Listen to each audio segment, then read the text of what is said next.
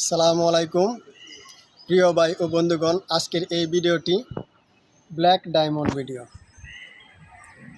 বুঝতেই পারছেন কি শব্দটা ব্যবহার করলাম, ব্ল্যাক ডায়মন্ড। কালোকে মানুষ ভালোবাসে না, কালো মেয়েদেরকে মানুষ পছন্দ করে না, কিন্তু আপনি কি জানেন কালোর উপরে কোনো রং হয় না? এ নিয়ে আমি আরও 2টি ভিডিও করেছি। আজকের ভিডিওটি আরও আকর্ষণীয়। কালোকে যদি আপনি পছন্দ নাই করেন, তাহলে আপনার মাথার চুল যখন সাদা হয়ে যায়, এটাকে আবার কালো করার জন্য আপনি ওটাকে কি বলে কালার ব্যবহার করেন, কালার, কলব দেন কেন? তার মানে আপনি কালোকে পছন্দ করেন। বুঝতে পারলাম। এইবার আসেন, পাখির বেলায় তো বলছি যে কালো রঙের পাখি সবচেয়ে বেশি ইন্টারন্যাশনাল কালার, ব্ল্যাক কালার। আপনি পৃথিবীর যে কোনো জায়গায় যাবেন, অন্য রং পান আর না পান, কালো রং কমন, এটা আপনি পাবেন। এই যে আমরা এখানে আছি, দেখেন আমার এই শার্টটা অনেক কালারের আছে, তার মধ্যে কিন্তু একটা কালো আছে, ঠিক আছে? আমার প্যান্টটা কালো। আপনি যে আমার ভিডিও দেখতেছেন, আপনি নগদ মিলায় দেখেন, চুলটা বাদ দিয়ে আপনার একটা কমেন্ট করে যাবে ড্রেসের মধ্যে কালো। আচ্ছা বাদ দেন, এইসব দিলাম।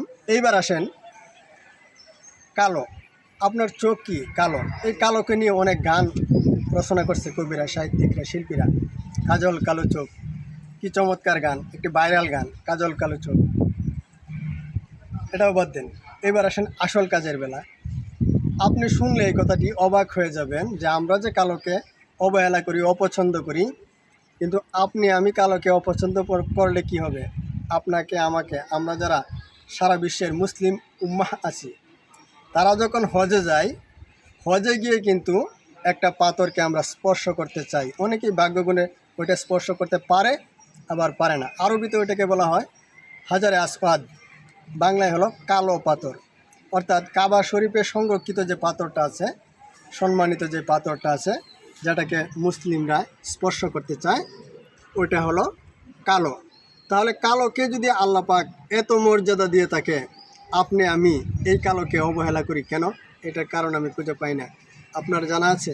যদি থাকে, এই ভিডিওটি দেখার পর একটা কমেন্ট করবেন। ভিডিওটি কেমন হলো এ সম্পর্কে একটি কমেন্ট করবেন, যাতে আমি আরও ভালো ভালো ভিডিও আপনাদেরকে উপহার দিতে পারি। সকলেই ভালো থাকবেন, সুস্থ থাকবেন।